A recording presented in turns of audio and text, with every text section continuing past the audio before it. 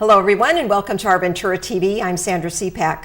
On today's show we have a very special guest. It is the Ventura County CEO, Mike Powers. We want to welcome you to our show, Mike. Thank you so much for joining us. Thank you. It's a privilege to be here. We have a lot to talk about, Great. so we're going to get started. As the county CEO, you have a big responsibility to residents and businesses alike. That's right. I'd like to hear some of your duties on a day-to-day basis that you handle as CEO. Sure. So on behalf of our Board of Supervisors, Okay. My job is to support and oversee county operations. You know, we have about a $2.2 billion budget with about 9,000 employees, and really the primary focuses are safety, healthcare, social services, but we also have planning, land use, public works, streets and roads, water. We have 2 airports, a harbor, and animal services. So it's really a wide variety of services. Big it is, responsibility. yes. Absolutely. What takes priority? When you come into your office on a daily basis, are there things that have priority over others? Well, if there's urgent issues that any public safety or public health emergencies, those kind of things, absolutely making sure people have what they need on the front lines in terms of staffing and equipment and all those things, absolutely, that we're being responsive as quickly as we can to those immediate needs. But beyond that, we also we want to make sure that we're just daily assessing to make sure that our departments have the resources they need to do their job and be effective in the community.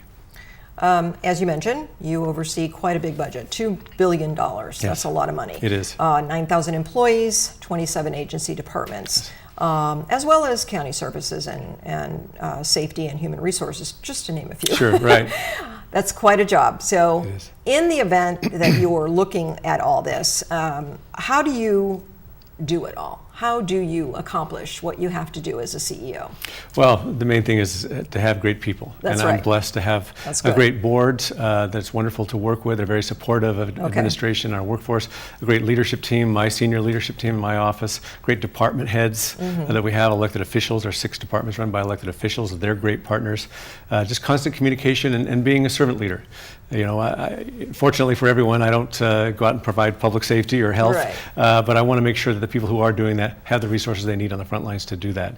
So that's something that we're constantly, and customer service. You know, we're here to serve the community. That's why we're here. And are we being effective, efficient providers of those services to our community and meeting the community needs? Keeping Ventura safe and economically safe and secure is vital. It's really important. As a great place to live and work and visit, these are all really important things. What steps do you take to keep it that way?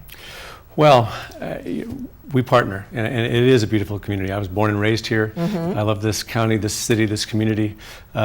But it's working with our city partners, our community-based organizations to make sure when the county is providing services in this community that we're listening to the community, whether it's environmental health services to our restaurants, social services, job and career training services, health care, safety services, partnering with the city police here, working on homeless services, all those issues, making sure that we're really attuned to what the needs are of the community and partnering well with them.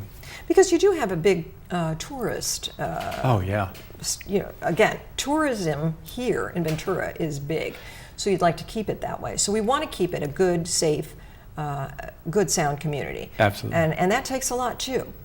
It does, and really the city of Ventura, they're out front on that, and I know working on a lot of those issues effectively, and part of our job is to be good partners with them in that. And just like we had with the Thomas Fire, we want to have seamless local government, because citizens don't care if it's city or county. They want to make sure they get service and it's seamless. As long as it's running well. As long as it's running well and people are working well together and not getting bogged down in turf issues. Which brings me to talk about the investment in good public service. Sure. Ventura County has great public service here. Fire, police, even animal, the Animal Regulation Department, animal services, everything, technology, everything is very crucial to be run extremely well. So let's talk about that investment that you've made in those county services? So many different ones. Our board support it, and the cities have joined us in that. For animal services, having a no-kill shelter, and it's the largest open-door no-kill shelter in the state, something we're very proud of.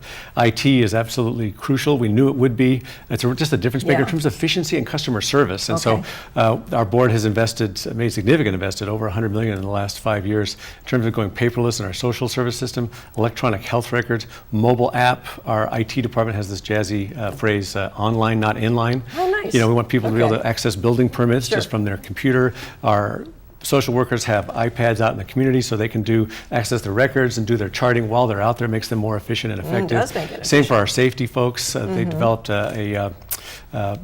it's called ICOP application, so our sheriffs can do background checks on their iPhones out in the field. And so just really being nimble in terms of delivering services. And we measure. We're sort of big data nerds. So we're a Lean Six Sigma county, which means we try to streamline things, and we also measure to see how we're doing in terms of efficiency and quality and response times. Which brings me to talk about community dialogue and how that would be very important to you.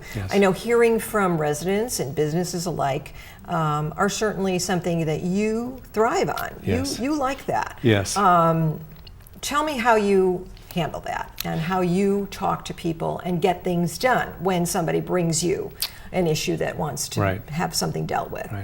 Well, I think first of all is to take that step to create those opportunities for engagement. And we did that in the last year or so with developing the county's first economic vitality program. We hadn't had one before, and we thought, we influence the economy in different ways as a regulator, also in terms of infrastructure, job readiness, those kind of things.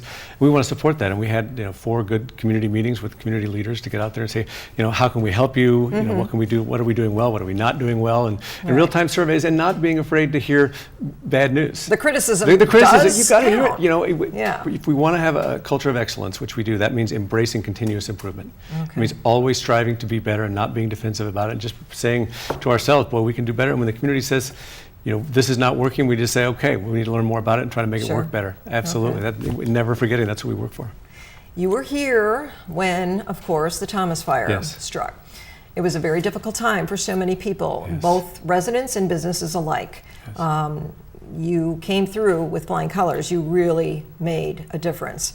I would like to know how now you feel about how the Thomas Fire affected so many people and how you feel things will change now in the future.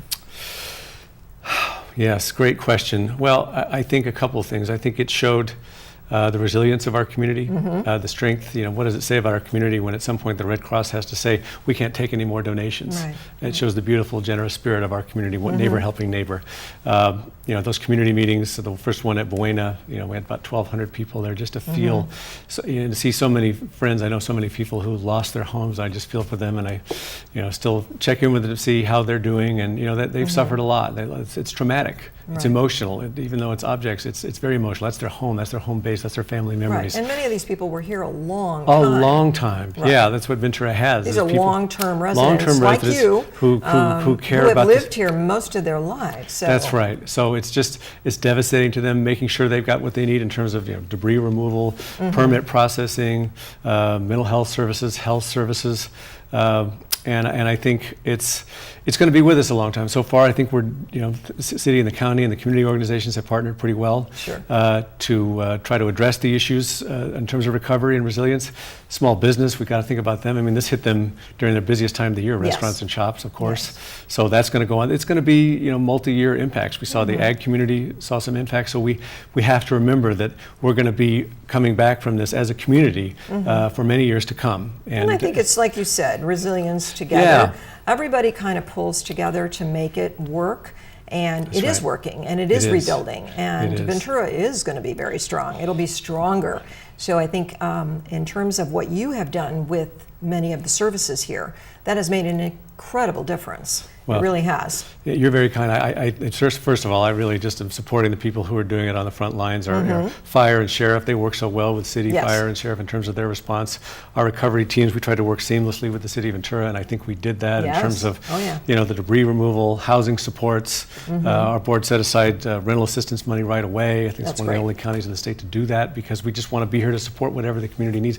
But I do agree with you. I think the city and this community will be stronger in the long run. Absolutely. And always remembering those individuals who are still dealing with the impacts in those small businesses. Right, and I think that the quality public services are what people want, and Right. now it's going to be needed more than ever. So it's a good idea to keep as much of the budget for fire, police, those type of services intact and not cut there, which I think you've been very good about.